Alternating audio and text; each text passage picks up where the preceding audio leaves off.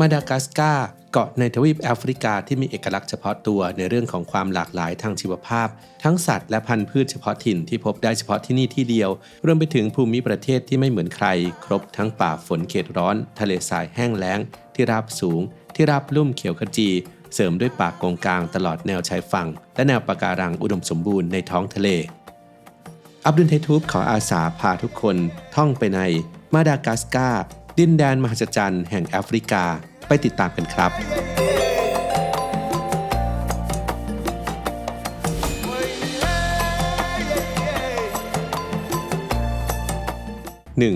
เกาะที่มีขนาดใหญ่เป็นอันดับ 4 ของโลกมาดากัสการ์มีพื้นที่ประมาณ 580,000 ตารางกิโลเมตรนับเป็นเกาะที่ใหญ่เป็นอันดับ 4 ของโลกเป็นรองจากกรีนแลนด์นิวกินีและบอร์เนียวและถ้าหากจัดอันดับตามลักษณะของประเทศที่เป็นเกาะมาดากัสการ์ก็จะเป็นประเทศที่มีขนาดใหญ่เป็นอันดับ 2 ของโลกรองจากอินโดนีเซียมาดากัสการ์ตั้งอยู่โดดเดี่ยวห่างจากแผ่นดินใหญ่ของแอฟริกาไปทางตะวันออกเฉียงใต้ราว 400 กิโลเมตรด้วยเหตุที่กว้างใหญ่อยู่ไกลและยากจะเข้าถึงจึงทำให้ที่นี่เปรียบเสมือนเป็นทวีปเล็กๆที่มีลักษณะเฉพาะตัวมีความหลากหลายทางภูมิศาสตร์และภูมิอากาศ 2. เต็มไปด้วยสัตว์ท้องถิ่นพบได้ที่เดียวในโลกประมาณ 92% ของสัตว์เลี้ยงลูกด้วยนมและ 95% ของสัตว์เลื้อยคลานบนเกาะมาดากัสการ์เป็นสัตว์ป่าที่อาศัยอยู่ตามธรรมชาติและเป็นสัตว์ท้องถิ่นที่มีเพียงที่เดียวในโลกพบได้เฉพาะที่นี่เท่านั้นเช่นตัวลีเมอร์สัตว์ในตระกูลเดียวกับลิงซึ่งเป็นสัตว์เลี้ยงลูกด้วยนมที่เก่าแก่ที่สุดในโลกมีด้วยกันมากกว่า100ชนิดเช่นเดียวกับกิ้งก่าอีก150ชนิดหรือราวครึ่งหนึ่งของสายพันธุ์กิ้งก่าที่มีอยู่ทั้งโลกอาศัยอยู่ที่มาดากัสการ์ไม่ว่าจะเป็นกิ้งก่าที่มีขนาดใหญ่ที่สุดที่ยาวได้ถึง65เซนติเมตรหรือเล็กที่สุดเพียงปลายนิ้วหรือเท่าหัวไม้ขีดรวมไปถึงตัวฟอสซ่าสัตว์นักล่าท้องถิ่นที่กินเนื้อเป็นอาหารโดยเฉพาะตัวลีเมอร์เป็นอาหารโปรดของมันฟอสซ่าหน้าตาคล้ายกับแมวผสมพังพรที่อาจมีน้ำหนักตัวได้ถึง10กิโลกรัมทุกวันนี้เมื่อความเจริญเริ่มเข้าถึงและมีการตัดไม้ทำลายป่าทำให้สัตว์หายากเหล่านี้ถูกรุกรานไร้ที่อยู่อาศัยเสี่ยงที่จะสูญพันธุ์ 3. ต้นไม้แห่งชาติต้นไม้แห่งชีวิตนอกจากสัตว์ป่าท้องถิ่นหายากแล้วราว 89% ของพืชพันธุ์ต่างๆบนเกาะมาดากัสการ์หรือคิดเป็น 5% ของต้นไม้ที่มีทั้งโลกจะพบได้เฉพาะที่เกาะแห่งนี้โดยเฉพาะอย่างยิ่งต้นเบาบับรูปทรงเหมือนขวดที่อาจตั้งตรงสูงเสียดฟ้าได้มากกว่า30เมตรและมีอายุยืนยาวมากกว่า 1,000 ปีภาษาท้องถิ่นเรียกกันว่าเรนาลามีความหมายว่ามารดาแห่งป่าส่วนสาเหตุที่เรียกว่าต้นไม้แห่งชีวิตก็เพราะเป็นต้นไม้ที่กักเก็บน้ำและมีสรรพคุณทางยาสมุนไพรที่เป็นประโยชน์ต่อสัตว์และมนุษย์เฉพาะที่มาดากัสการ์จะสามารถพบต้นเบาบับได้6ชนิดจากทั้งหมด9ชนิดที่มีอยู่ทั่วโลกและมีจุดที่ต้นเบาบับเรียงตัวกันอย่างสวยงามเป็นระยะทางประมาณ2กิโลเมตรจนได้รับการขนานนามว่าเป็นถนนแห่งต้นเบาบับ 4.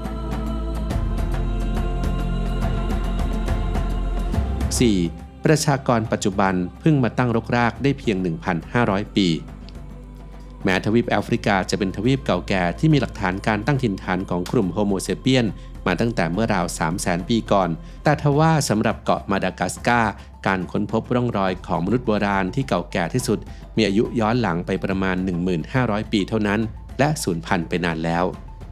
ในขณะที่ชาวมาลากาซีหรือชาวเกาะมาดากัสการ์ในทุกวันนี้เพิ่งจะรอนแรมข้ามน้ำข้ามทะเลอพยพมาที่นี่เมื่อราวค.ศ. 500 ที่ผ่านมานี้เองโดยเชื่อกันว่าเป็นกลุ่มชนเผ่าที่เดินทางมาจากเอเชียตะวันออกเฉียงใต้อินเดียและจากแอฟริกาแผ่นดินใหญ่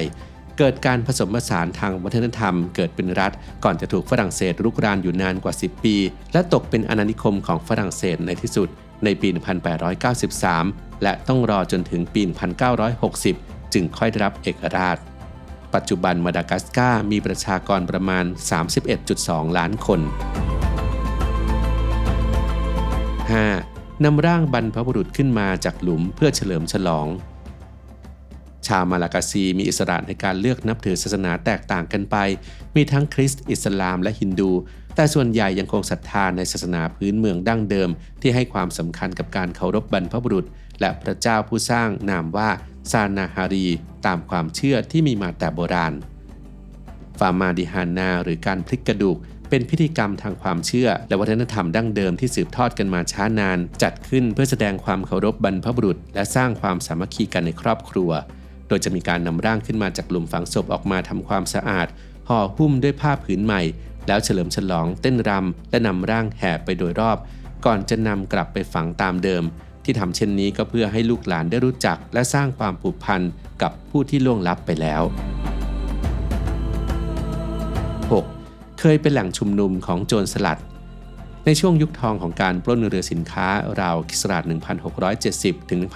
1720 เช่นเดียวกับในอีกหลายเมืองริมฝั่งทะเลในแอฟริกา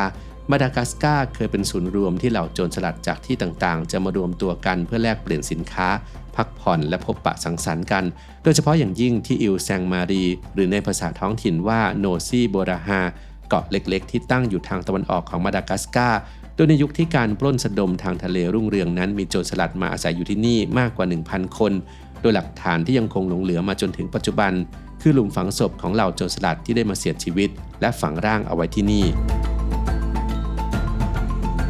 7. เคยมีกษัตริย์และราชินีปกครองประเทศมาดากัสการ์เคยมีกษัตริย์และราชินีปกครองประเทศมาช้านานโดยกษัตริย์แอนเดรียนาเอมโปอินอิมเมอรินาแห่งราชวงศ์แอนเดรียนาได้ส่งรวบรวมชนเผ่าพื้นเมืองให้เป็นปึกแผ่นในช่วงปลายศตวรรษที่ 18 ในนามอาณาจักรอิมเมอรินาส่วนราชินีองค์ที่เป็นที่กล่าวขวัญถึงมากที่สุดก็คือสมเด็จพระราชินีนาถรานาวาโลนาที่ 1ซึ่งปกครองประเทศในช่วงปี 1828 ถึง 1861 โดยทรงเน้นที่จะให้มาดากัสการ์พึ่งพาตนเองปลอดการล่าอาณานิคมจากยุโรปทรงปราบปรามผู้นับถือศาสนาคริสต์ในประเทศจนชาติมหาอำนาจตั้งสมญานามว่าราชินีผู้บ้าคลั่งและโหดร้ายอย่างไรก็ตามสำหรับชาวมาดากัสการ์พระองค์คือผู้ปกครองที่เข้มแข็งและพยายามสร้างชาติปกป้องวัฒนธรรมของประเทศมาดากัสการ์สิ้นสุดระบอบสมบูรณาญาสิทธิราชในรัชสมัยของสมเด็จพระราชินีนาถรานาวาโรนาที่ 3หลังฝรั่งเศสเข้ายึดครองประเทศในปี 1895 และเนรเทศพระนางออกนอกประเทศไปประทับที่แอลจีเรียไม่มีโอกาสกลับมายังบ้านเกิดเมืองนอนอีกเลยจนกระทั่งสิ้นพระชนม์ไปราว 20 ปีจึงค่อยนำร่างกลับมายังมาดากัสการ์ 8. วานิลาคุณภาพต้องมาจากที่มาดากัสการ์แม้ประเทศที่เป็นต้นกำเนิดของวานิลาจะอยู่ที่เม็กซิโกและอเมริกากลางแต่ราว 80% ของวานิลลาธรรมชาติที่ใช้กันอยู่ทั่วโลกมาจากมาดากัสการ์ที่เพิ่งจะเริ่มปลูกพืชตระกูลกล้วยไม้นี้เมื่อราวศตวรรษที่ 19 นี่เองแต่ผลผลิตก็เป็นที่ยอมรับมูลค่าการส่งออกวานิลลาคิดเป็นสัดส่วนสูงถึง 1 ใน 4 ของสินค้าส่งออกทั้งหมดของประเทศทุกวันนี้วานิลลาจากธรรมชาติกลายเป็นพืชที่หายากมีราคาสูงต้องผสมเกสรของดอกเพื่อได้ฝักวานิลลาแล้วจึงนำไปผ่านกระบวนการผลิตที่ซับซ้อนทำให้ปริมาณที่ได้ค่อนข้างจำกัดวานิลลาส่วนใหญ่ที่ใช้กันในขนมและเครื่องดื่มในทุกวันนี้จึงมักเกิดจากการสังเคราะห์กลิ่นขึ้นมาจากกระบวนการทางวิทยาศาสตร์ 9. มวยมือเปล่าการต่อสู้ประจำชาติถ้าคนไทยมีมวยไทยเป็นศิลปะป้องกันตัวประจำชาติมาดากัสการ์ก็มีโมเรนงีที่เป็นทั้งกีฬาความบันเทิงและการแสดงออกถึงความแข็งแกร่งคู่ชกจะต่อสู้ด้วยมือเปล่าไม่มีการใส่นวมหรืออุปกรณ์ป้องกันตัวใดๆแม้จุดเริ่มต้นจะมาจากยุโรปและได้รับความนิยมในระดับสากลในรูปแบบของการต่อสู้ที่เรียกกันว่า Bare Knuckle Boxing แต่สำหรับที่มาดากัสการ์โมเรนงีเป็นการผสมผสานของศิลปะป้องกันตัวประเพณีและวัฒนธรรมมีกฎกติกาเฉพาะตัวจนกลายเป็นเอกลักษณ์ประจำชาติไปในที่สุด